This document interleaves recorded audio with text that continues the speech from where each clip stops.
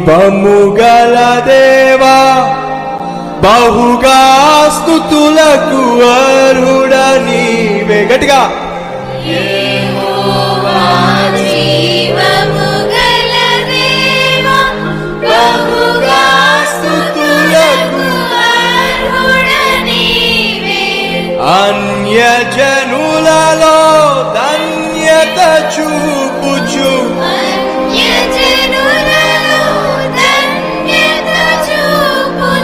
హల్లెలూయా స్తుతి గానము. గట్టిగా హల్లెలూయా స్తుతి గానము. మరోసారి హల్లెలూయా స్తుతి గానము చేసేదా. హల్లెలూయా స్తుతి గానము చేసేదా. యెహోవా ప్రతి ఒక్కరు పాడాలి. నా బలమా యథార్థమైనది నీ మార్గం, పరిపూర్ణమైనది నీ మార్గం.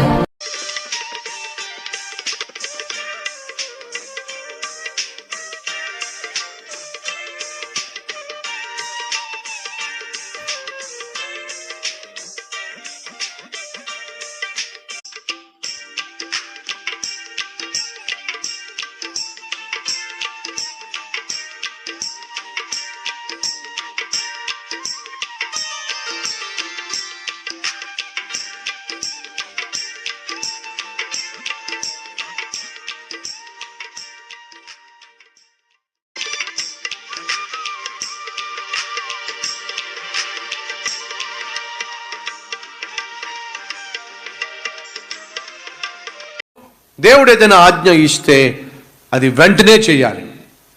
సహోదరి సహోదరులు, మనం వెంటనే దేవునికి లోబడితే, మనం ప్రార్థన చేసినప్పుడు దేవుడు కూడా వెంటనే జవాబిస్తాడు. మర్చిపోకండి.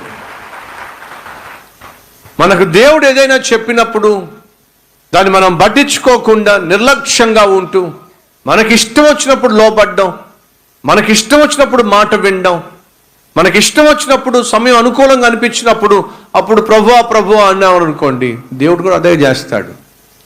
ఆయన కూడా తనకి ఇష్టం వచ్చినప్పుడే జవాబిస్తాడు. మనలో చాలా మందికి వెంటనే ప్రార్థనకు జవాబు రావాలి. మరి వెంటనే ప్రార్థనకు జవాబు రావాలంటే నీ మాట దేవుడు వినాలి. దేవుడు నీ మాట వింటేనే ఆయన నీకు జవాబిస్తాడు, వెంటనే జవాబిస్తాడు. అది వాస్తవం అయితే మరి మనం కూడా దేవుని మాట వెంటనే వినాలిగా. ఆయన మాట మనం వెంటనే వింటేనేగా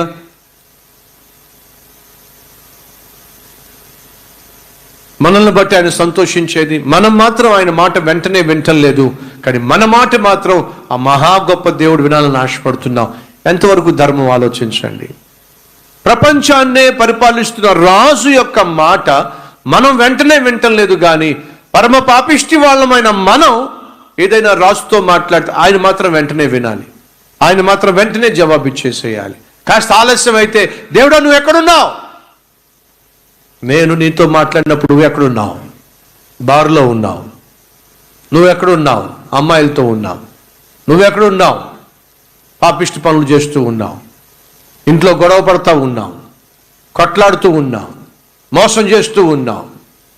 నేను నీతో మాట్లాడుతున్నప్పుడు నువ్వెక్కడున్నావు? నాకు లోపడమని చెప్పినప్పుడు నువ్వేం చేశావు?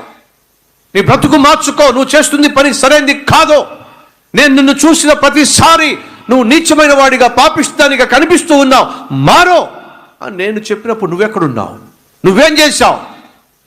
అందులో చాలామంది దేవుడు వెంటనే జవాబు ఇవ్వకపోతే, ప్రార్థనకు జవాబు రాకపోతే, ఆశించింది అడిగింది వెంటనే వాళ్ళు పొందుకోకపోతే దేవుణ్ణి ఎన్ని ప్రశ్నలు వేస్తారో. సహోదరి సహోదరులు, ఒకసారి ఆలోచించండి.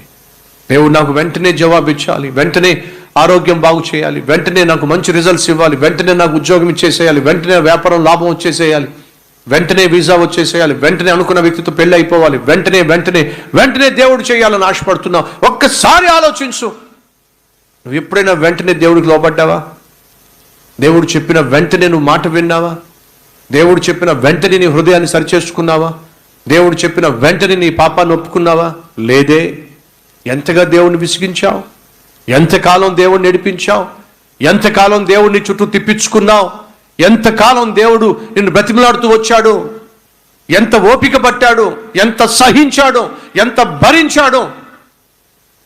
ఎక్కడ కళ్ళు ఎర్ర చేస్తే నువ్వు నాశనం అయిపోతావేమని చెప్పి, ఎక్కడ కోపంతో ఒక దెబ్బ కొడితే నీ అడ్రస్ లేకుండా పోతుందని ఎంతకాలం దేవుడు భరిస్తూ వచ్చాడు. అంతగా నీ పట్ల సహనాన్ని, ఓపికను ప్రదర్శించిన దేవుణ్ణి మనం శాసిస్తాం.